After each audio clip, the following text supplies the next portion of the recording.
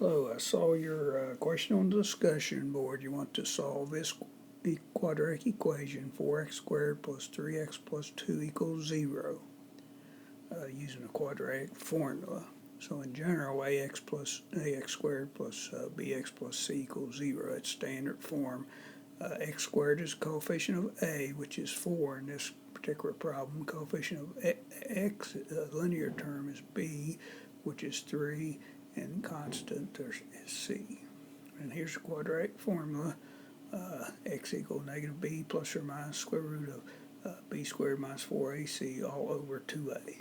So you want to substitute these numbers in. You substitute in two places for b, 3, substitute in a in two places of 4, and c just goes in one place, 2.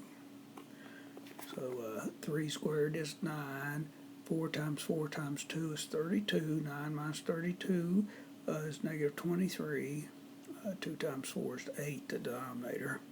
We have this rule that square root of negative b equals I squared root b. So we apply this here. So our final answer is negative 3 plus or minus I squared root 23 all over 8. Hope that helps.